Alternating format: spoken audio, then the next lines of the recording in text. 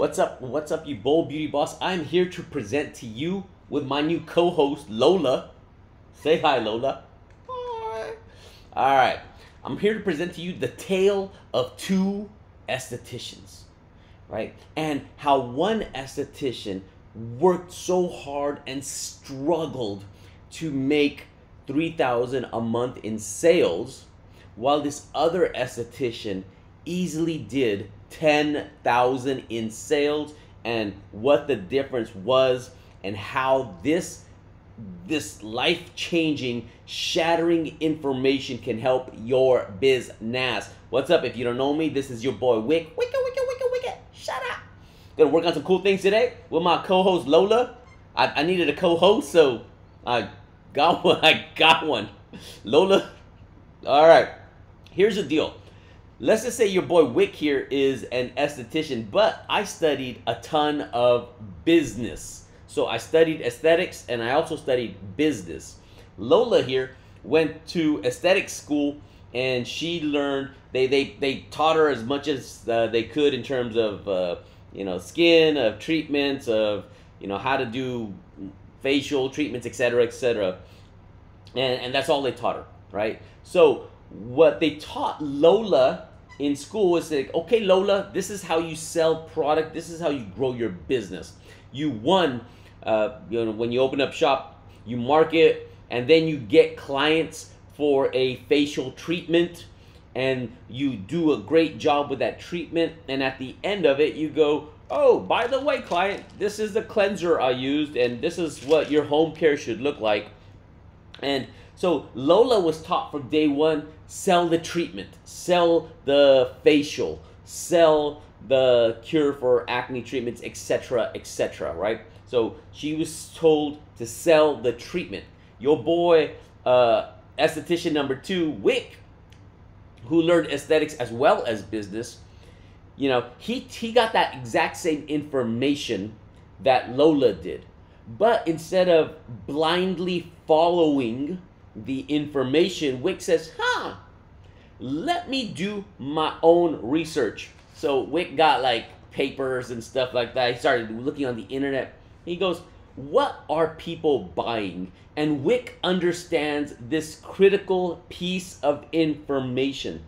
You can tell what somebody truly wants by where they spend their money.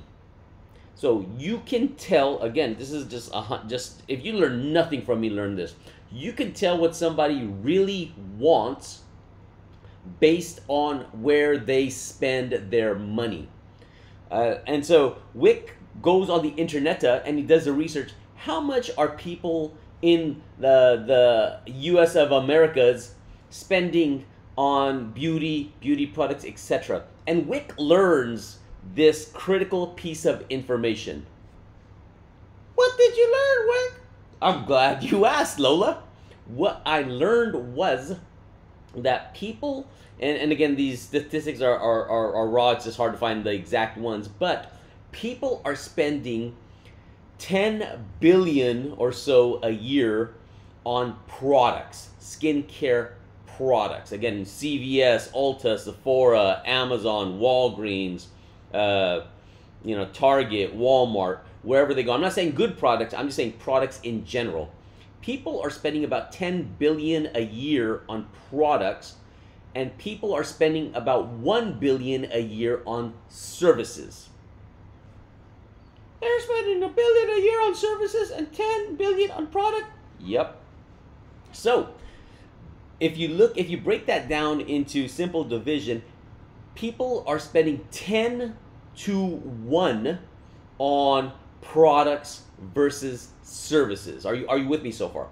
If that's the case, let's just look at, on the average, 10 people. If you're marketing to 10 people, 9 of those people, and again, marketing 10 people that are interested in looking beautiful in terms of fixing their skin, 9 of those people want products. 1 person wants services. Again, the math is kind of here and there, but it's close enough. So if by understanding that people, if you really want to know what people truly value, you look at where they spend their money, not the words coming out of their mouth. And a great example of this is, I might be saying, you know what, I'm trying to lose weight. Hey, I'm trying to get skinnier. Hey, you know, I'm trying to do this.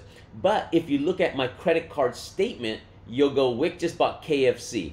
Wick just went to Trader Joe's and got some ice cream. Wick got some deep dish pizza the other day.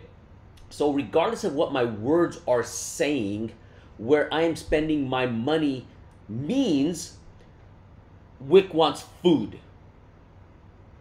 So if that's the case, should you be trying to sell me a diet or a gym membership, or should you be trying to sell me pizza? This isn't a game of ethics. We're like, well, Wick, that's unethical for, I'm not, this isn't ethics class. This is business class. This is business 101 class. So the thing I want you to understand is, there's a saying, you give people what they want first, and then you give them what they need. So if I understand that people, not 10 to 1, so let's just say 9 people out of 9 people want products, 1 person wants services, who should I be trying to sell to? You know, you might be saying, well, wait, people need services. I'm not saying what they need. I'm saying, what do they want? What are they spending money on? Because a piece of information that will help you oh so much in terms of the beauty business. Please just let me preach here. Let me preach this to you.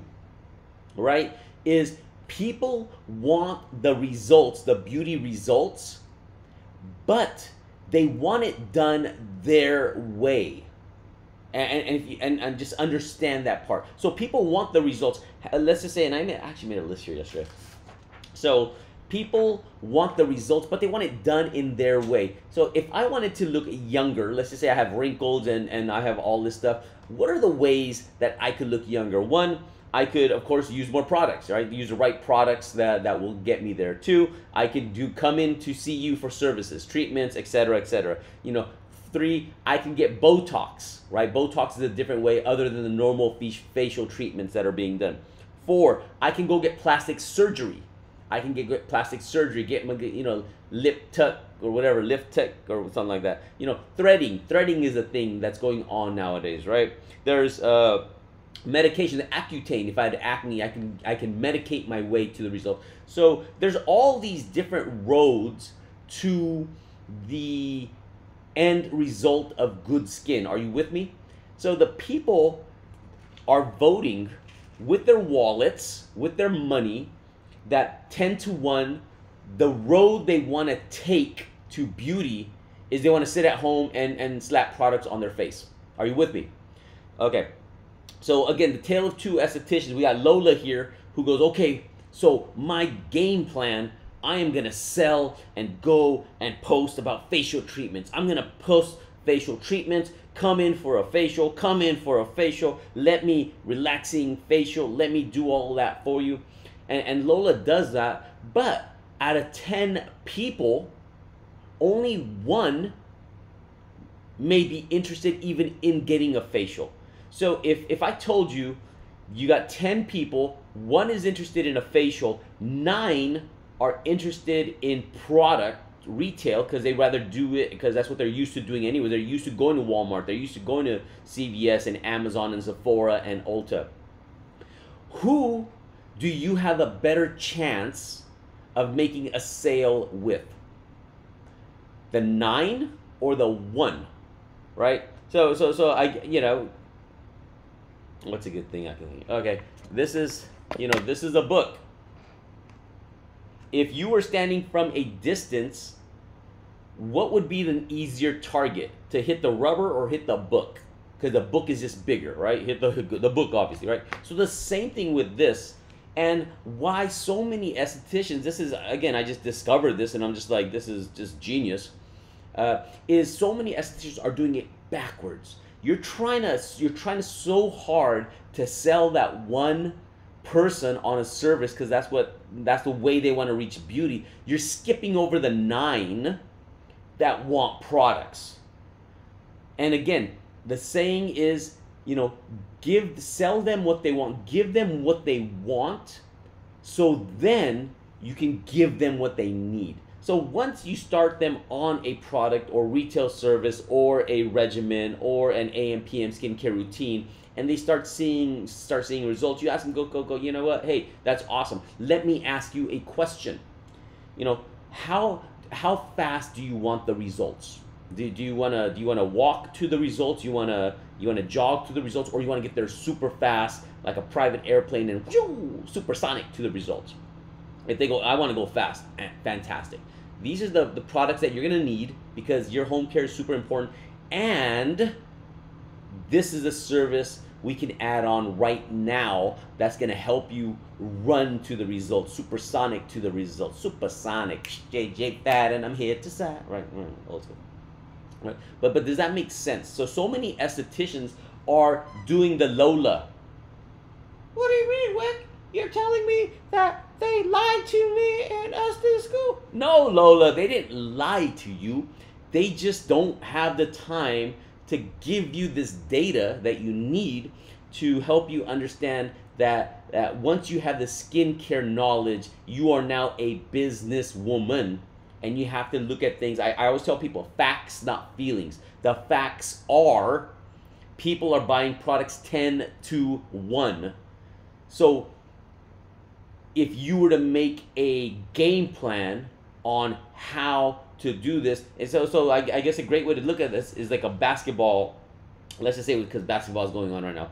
You know, there's a player, and when he shoots, you know, out of every 10 shots he takes, right, there's an area on the court that he stands, and when he shoots there, right, he'll make 9 out of 10 shots.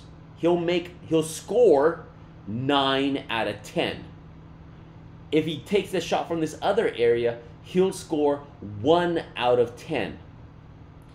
If you were that player or that coach, where would you tell that person to take more shots from? The 9 out of 10 area or the 1 out of 10 area? So I want you to rethink your business a little bit, kind of let this permeate your mind, and go, okay, if I was to follow the numbers, follow the money. You know, anything, and you learn anything, you follow the money. Where are people spending the money? And that will tell you what they really want and how they want it. I hope this was of value to you. Oh my God, Wick, I never even knew this. They didn't teach me this in beauty school. I know, Lola, and that's why so many estheticians are struggling and are averaging about $3,000 a month in sales, because they're trying to take that basketball shot where they only have a 10% chance of scoring, as opposed to shooting where they have a 90% chance. Oh. So Lola, now that you have this knowledge, what should you do? What? Well, don't tell me, tell them. Estheticians, I am now gonna push retail and try to sell retail hard, because that's what people want. And you know what? I'm not trying to choke Lola here. I need to slow my roll. And what I'm gonna do is sell them retail products first, and then I'm gonna upsell them on the service, as opposed to doing it backwards. Yes, Lola, that's some good advice. So hey, if Lola can do it, you can do it. All right. So hopefully this was of value to you. Like, leave me some of your comments, your messages. Let me know what your thoughts are on this. One of the biggest problems, again, I see in the aesthetics industry is estheticians are doing it backwards. Have you heard this before? Some of you probably have. Some of you are probably noticing. And some of you probably go, you know what? It's hard to sell a facial treatment. Yes. But it's easier to sell retail. You just gotta do that first. Be amazing, because it pays oh so well. And by the way, I'm coming out with this retail training program that's just gonna blow your freaking bejesus minds away. Just wait for it. It's gonna be amazing. I've been working on it literally for about 1.5 years now, ever since I started getting involved with this community, because I'm just trying to fix some parts of it to help make you more money. Peace.